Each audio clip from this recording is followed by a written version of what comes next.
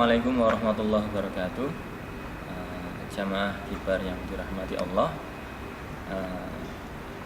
Alhamdulillah, segala puji syukur kehadirat Allah Subhanahu wa taala yang telah melimpahkan rahmat, taufik dan hidayahnya kepada kita semua, sehingga sampai saat ini kita masih bisa menikmati Ramadan, pertengahan Ramadan tepatnya, dalam kondisi yang alhamdulillah sehat walafiat. Nikmat iman dan nikmat Islam, sebuah nikmat yang paling besar, paling luar biasa yang dikaruniakan Allah kepada hamba-Nya. Salawat serta salam semoga senantiasa tetap terlimpahkan kepada al-qudwa al-hasanah kita, Rasulullah Muhammad SAW. Salah satunya yang telah memberikan begitu banyak petunjuk dan teladan kepada kita tentang bagaimana kita bisa mengoptimalkan dan bisa mengambil manfaat dari kehadiran bulan Ramadan ini. Rabbi shrah li sadri wa yassir li amri wahlul 'uqdatam min lisani. Jamaah kibar yang dirahmati Allah, beberapa waktu yang lalu saya ketemu dengan salah seorang rekan yang kebetulan saya sering ketemu dengan beliau di masjid di dekat tempat saya tinggal. Waktu itu hari kedua bulan Ramadan, dan saya bilang kepada beliau, tidak terasa ya, kita sudah di hari kedua bulan Ramadan. Dan dia bilang, oh ini bukan hari kedua, Ramadan sekarang sudah lewat, dan Ramadan yang akan datang akan segera datang. Jadi beliau ingin mengilustrasikan kepada saya tentang betapa cepatnya waktu itu berlalu, dan terutama lebih-lebih lagi di dalam bulan Ramadan ini. Tidak terasa hari ini kita sudah sampai di pertengahan Ramadan. Padahal saya masih sangat jelas di dalam benak saya beberapa waktu yang lalu kita saling memberikan taujih tentang mempersiapkan Ramadan, doa-doa di bulan Syaban, tentang keberkahan di bulan Syaban, dan kita berdoa kepada Allah agar kita diberikan kesempatan agar bisa menemui dan bisa berjumpa dengan bulan Ramadan. Dan saat ini kita sudah ada di tengah-tengahnya, sudah berhari-hari lewat dari bulan Ramadan. Mengenai keutamaan bulan Ramadan ini, ada begitu banyak hadis yang disampaikan oleh Rasulullah SAW. Salah satunya adalah yang sangat mengena dalam benak saya adalah sebuah hadis yang menceritakan, hadis yang diriwayatkan oleh Imam Ibnu Hibban, bahwa waktu itu Rasulullah akan berkhutbah dan naik ke mimbar. Beliau naik ke mimbar ke langkah pertama, beliau mengucapkan amin, ya. Sehingga para sahabat yang di belakang beliau yang sedang duduk untuk menunggu beliau berkhutbah itu kaget. Kemudian langkah kedua beliau mengucapkan amin, dan langkah ketiga pun beliau tetap mengucapkan amin. Kemudian beliau melanjutkan khutbah sampai selesai, dan setelah khutbah itu selesai, sahabat-sahabat bertanya, ya Rasulullah, kami tadi mendengarmu ketika engkau hendak melaksanakan khutbah, engkau mengucapkan amin, amin, dan amin, padahal tidak ada suara lain yang kami dengarkan. Beliau pun menjawab, saat itu malaikat Jibril tengah berdoa dan memintaku untuk mengaminkannya. Ada 3 hal yang didoakan oleh malaikat Jibril. Yang pertama adalah, celakalah orang-orang yang mereka menjumpai bulan Ramadan, dan selesai dari bulan Ramadan itu mereka tidak mendapatkan ampunan. Yang pertama. Kemudian yang kedua adalah, celakalah orang-orang yang masih menjumpai orang tuanya, meskipun dalam keadaan yang mungkin sudah tua dan tidak sehat lagi, tetapi kesempatan menjumpai kedua orang tuanya itu tidak mampu menghantarkan orang-orang itu masuk ke dalam surganya Allah. Dalam artian tidak berbakti kepada orang tua mereka, sehingga dengan baktinya itu Allah mengampuni dosa mereka dan menjadi penyebab mereka untuk masuk surga. Dan yang terakhir, celakalah doa malaikat Jibril, celakalah orang-orang yang ketika mendengar namaku disebut, nama Rasulullah, tapi mereka tidak mengucapkan sholawat atas namaku. Nah, yang pertama adalah tentang bahwa orang yang diberikan Allah kesempatan untuk menjumpai Ramadan, namun tidak mampu memanfaatkan Ramadan itu dengan maksimal dan mendapatkan ampunan dari Allah, maka dia adalah termasuk orang-orang yang celaka.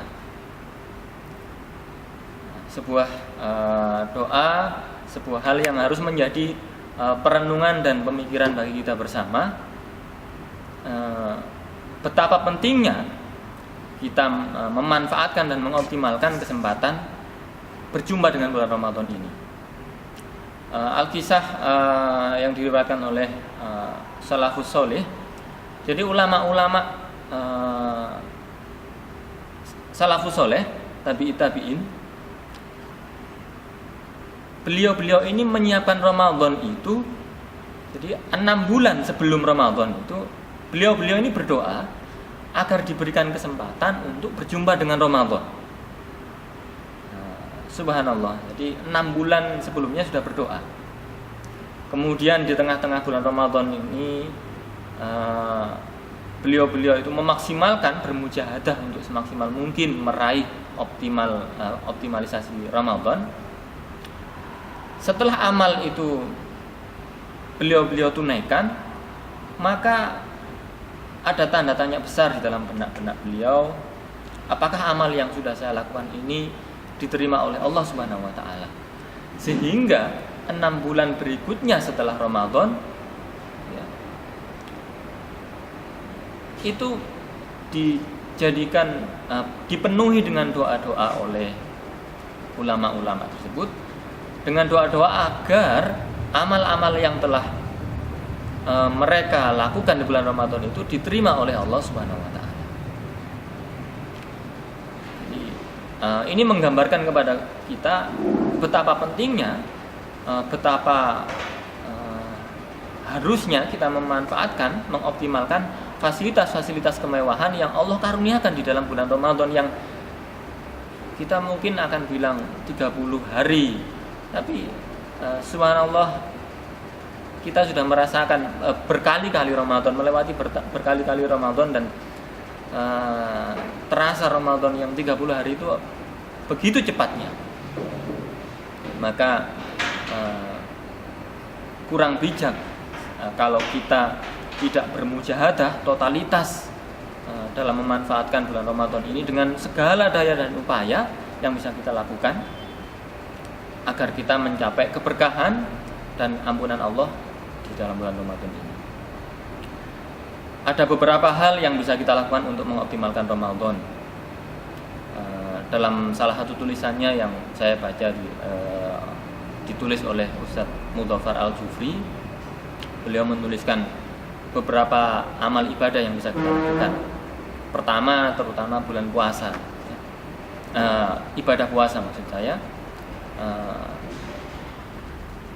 Begitu istimewanya ibadah puasa ini. Kalau ibadah-ibadah yang lain Allah menjanjikan 10 kali lipat pahalanya, 70 kali lipat pahalanya, maka Allah menyampaikan bahwa puasa ini untukku.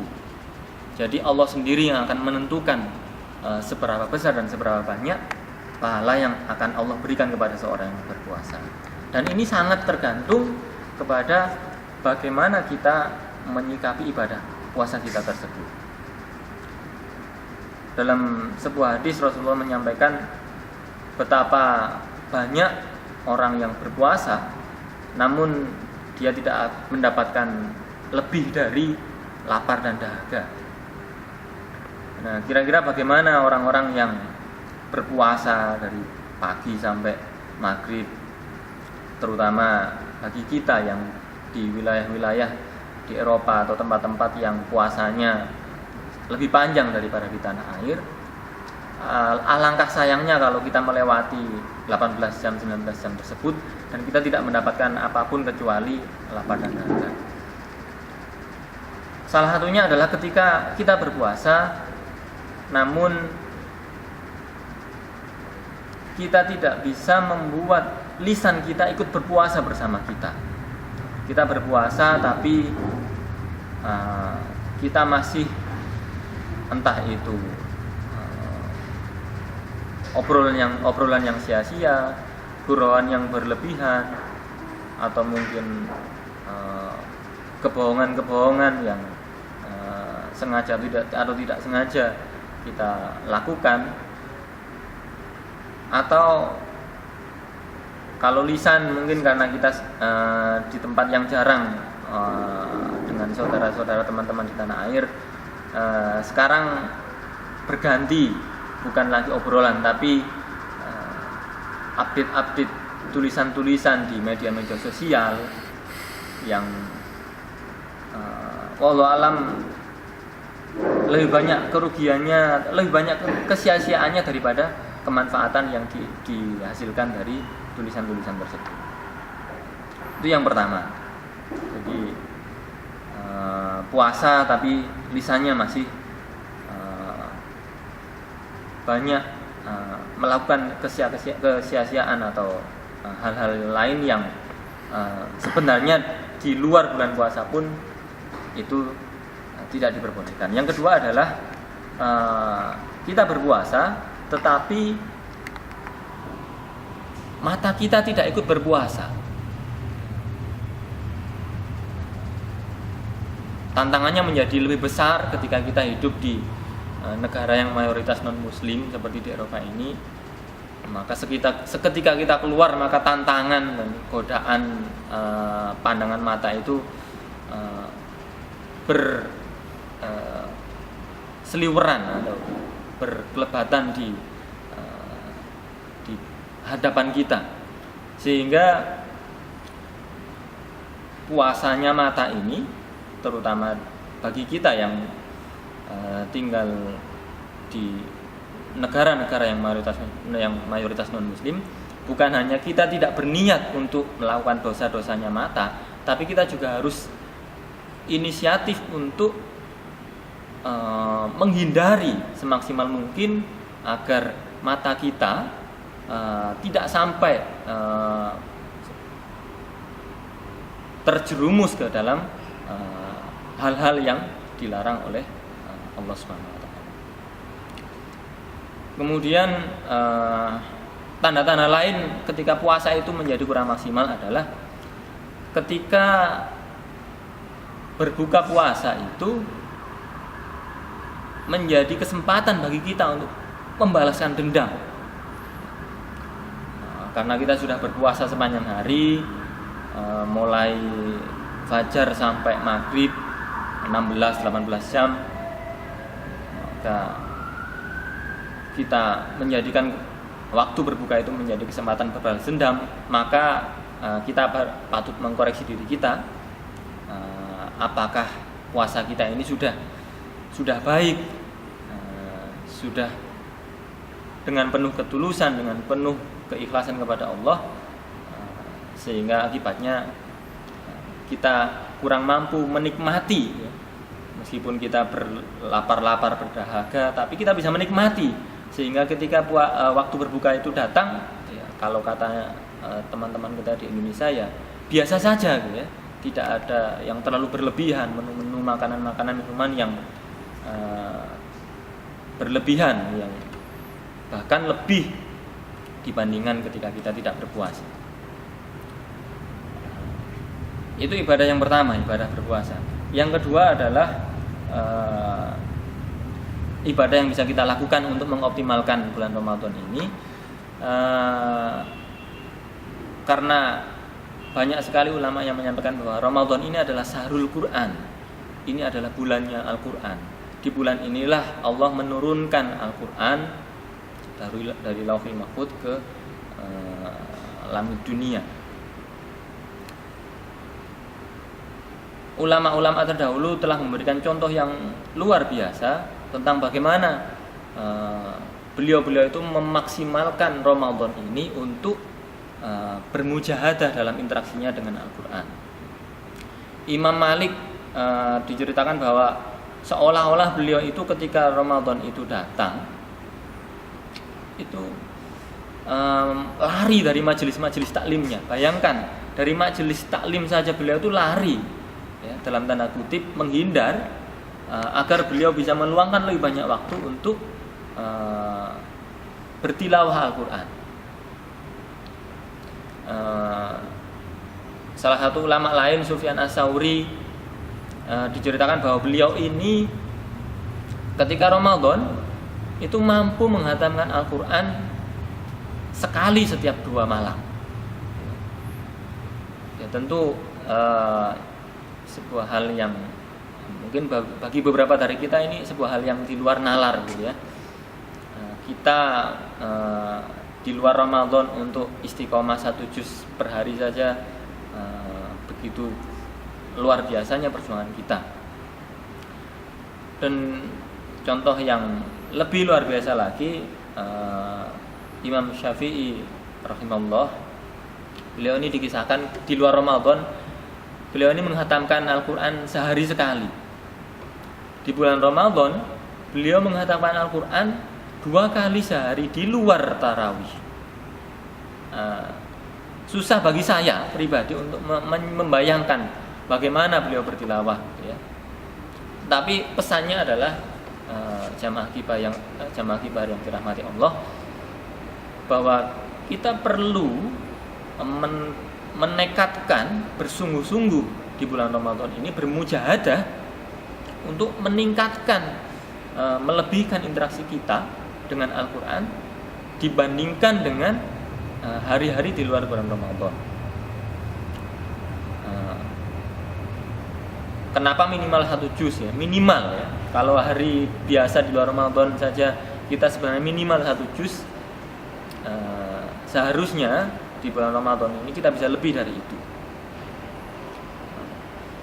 Dalam sebuah kesempatan Abdullah bin Umar bertanya kepada Rasulullah, "Ya Rasulullah, berapa lama seharusnya saya menghatamkan Al-Quran?" Kemudian beliau menjawab, "Katakanlah 1 bulan sekali, 30 hari sekali. Jadi 1 hari 1 juz." Kemudian beliau menjawab, Abdullah bin Umar menyampaikan, "Saya bisa lebih dari itu." Dijawab oleh Rasulullah, "Kalau begitu selesaikanlah, khatamkanlah tilawah Al-Quranmu dalam waktu 7 hari. Berarti kurang lebih 4 juz per hari." Abdullah bin Umar masih menyampaikan lagi, "Saya bisa lebih dari itu ya Rasulullah. Kalau begitu khatamkanlah Al-Quran itu dalam waktu 3 hari dan jangan lebih dari itu." 3 hari berarti 1 hari 10 juz. Nah, kita bisa menjadikan itu gambaran, ya, tentang betapa luar biasanya mujahadah yang dilakukan oleh ulama-ulama tabi'in, ulama-ulama salaf terdahulu dan sahabat-sahabat, kesungguhan beliau-beliau ini dalam bermujahadah dalam Al-Quran. Kemudian berikutnya adalah ibadah berikutnya yang bisa kita optimalkan di bulan Ramadan ini adalah qiyamul lail, salat malam. Di bulan Ramadan ini ada ibadah lain, ibadah sholat lain, ibadah sholat sunnah yang tidak ada di bulan-bulan yang lain, yakni sholat tarawih. Ya.